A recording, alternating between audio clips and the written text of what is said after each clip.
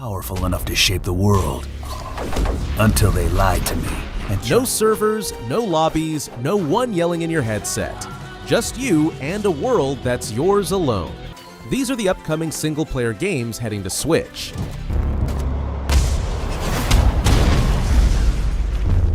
If you were online in the late 90s, you already know this guy. The assassin Coffee Bean from those cult Flash shorts and the gloriously trashy movie Killer Bean Forever.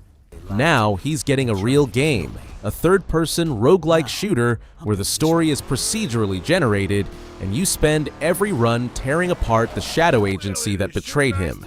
It's the work of one person, Jeff Liu, the same guy who made the original cartoons. And honestly, that alone makes me root for it. Here's the catch, and it's a big one. There's no Switch version yet, and there won't be for a while. Right now, it's only in early access on PC, and Liu says the console ports come after that wraps, which he's penciling in at roughly 2 years out. On top of that, it's still unclear whether the Nintendo version lands on Switch or Switch 2. So this one's a long game of patience.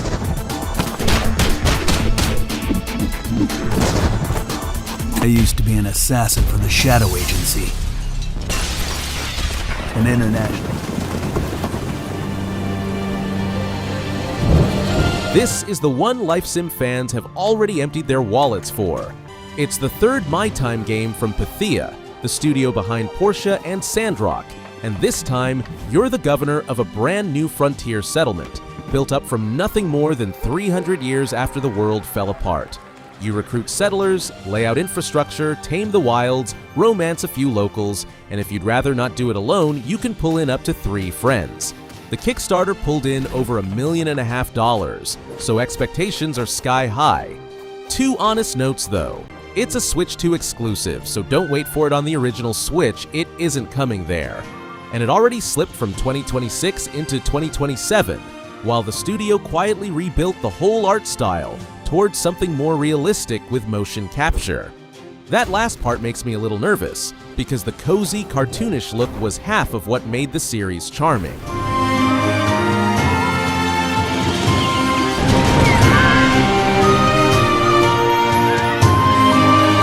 No jak to gdzie? W jeziornych kolonii! No nie wygłupiaj się! Late in 2025, something happened that a small Polish studio like Sonka can only dream about. Team 17, the label behind Worms and Overcooked, picked the game up, and it earned that because Holstin looks like nothing else out there. Sonka built its own engine called 2XD that flips the camera in real time with full lighting between isometric exploration, over-the-shoulder shooting, a first-person view when you're behind the wheel, and even a flat side-scroller. The same pixel art world reshapes itself to fit whatever you're doing. The arsenal is surprisingly meaty too, everything from pistols and sawn-offs to Molotovs and sniper rifles, and there's already a 2-hour demo covering the opening. The setup is still that rotting town in early 90s Poland, and the friend who stopped answering his phone, and the game is now confirmed for both Switch and Switch 2. Kurwa mać, daj kobiecie trochę prywatności!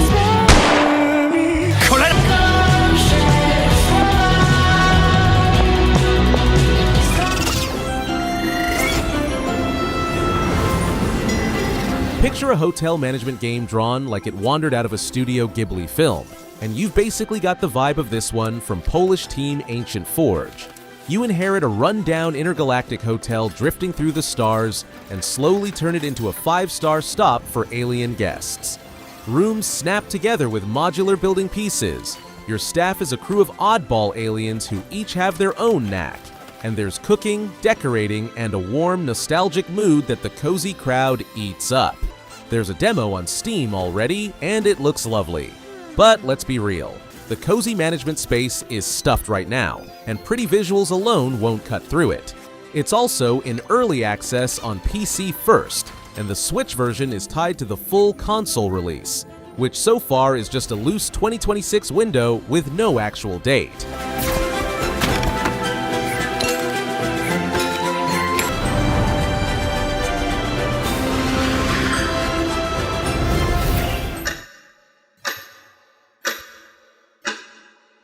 If the Space Hotel left you wanting something with a chill down the spine, here's the opposite end of the shelf.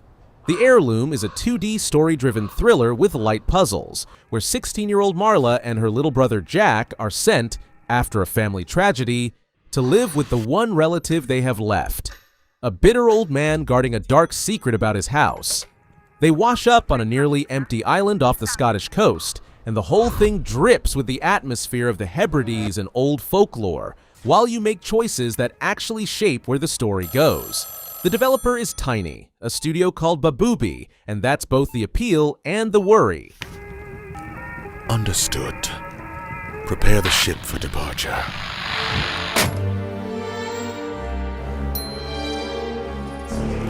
Now we head straight down, literally. Below the stone is a pixel art extraction roguelike about bearded dwarves from an explorer's guild. And the loop is simple. Grab a pickaxe, dig deeper into procedurally generated caverns, and haul out ore, gems, and old secrets. The clever bit is the gems, which socket into your weapons and armor and can even be fused into stronger versions, while the extraction side means dying costs you everything you are carrying, so greed gets punished. It's published by the legendary Apogee, the old Duke Nukem crowd. Good news first. After nearly 3 years in early access, it leaves that behind on PC this summer. A Switch version is on the books for this year too, though whether it lands alongside the full launch or trails a bit behind hasn't been spelled out. Fair warning, this roguelike is genuinely brutal and won't be for everyone.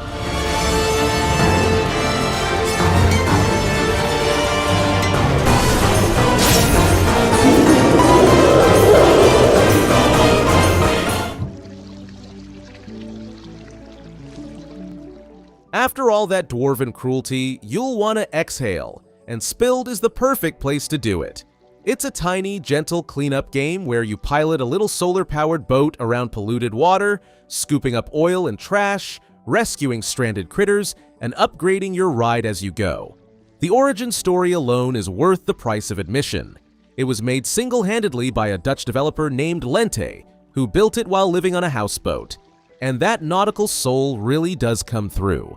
It's already out on PC, where it landed warmly and drew comparisons to the meditative power wash simulator. 2 straight facts though. It's very short, the whole thing runs about an hour. And there's still no Switch date, only word that the version is on the way. For handheld, mind you, it's an ideal fit. Exactly 1 calm evening's worth.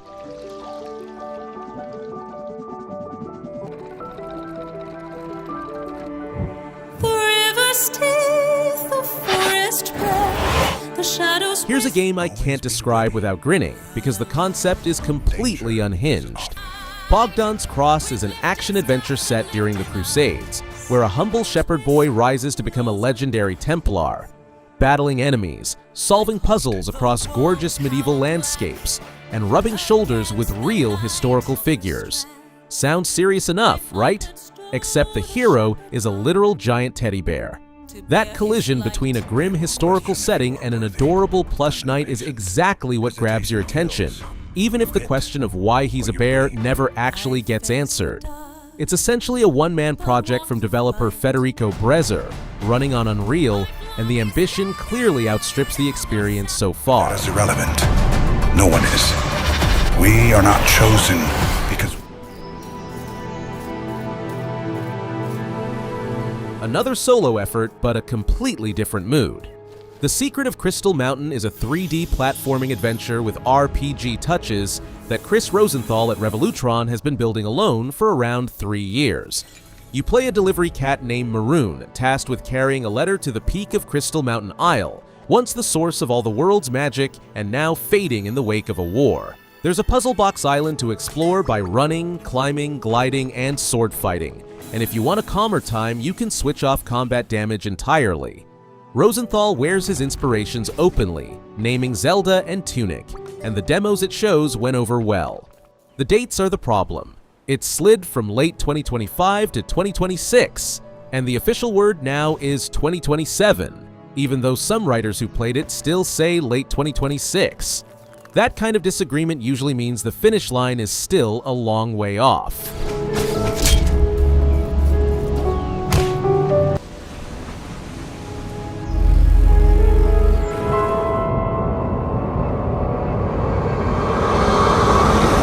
This one has one of the wildest development histories in the whole industry. The horror adventure Asylum was made over 15 years by Senscape out of Buenos Aires, led by Agustin Cordes, the man behind the cult classic Scratches. It's a slow-burned psychological horror in first person, where a former patient returns to the crumbling Hanwell Mental Institute, haunted by visions, piecing together the grim history of the place one fragment at a time. No cheap jump scares here, it all rides on a suffocating atmosphere drawn from Lovecraft, Hammer films, and 80s European horror, and a full run takes about 10 hours. On PC, it came out in 2025 to very positive reviews. The Switch version is promised for late this year, and that's where my honest question sits. How does a big, detailed, atmosphere-heavy horror game hold up on Switch's modest hardware without losing the very density that makes it work? There's no date yet. Why are you doing this? My past.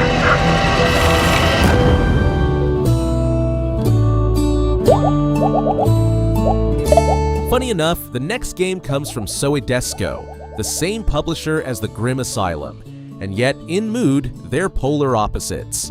Mirth Island is a cozy rhythm adventure from Indonesia's Clay Game Studio, the folks behind the Metroidvania fairy Afterlight. You play a young duck named Dodo who comes home after his acting career flops, only to find the island's beloved theater in ruins. Together with his childhood friends, he sets out to rebuild it, helping the locals with their little problems and quietly healing himself along the way.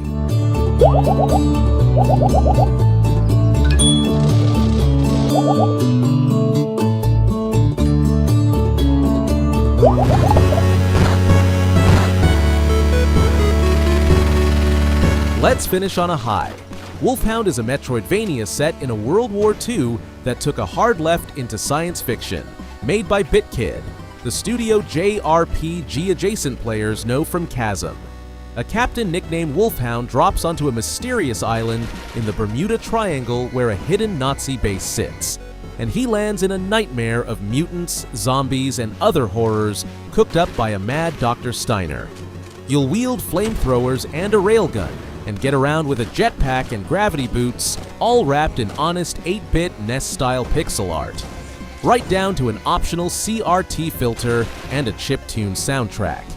Here's the part that has me interested.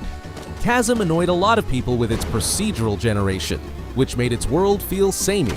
And this time, BitKid deliberately ditched procedural generation for a single handcrafted world.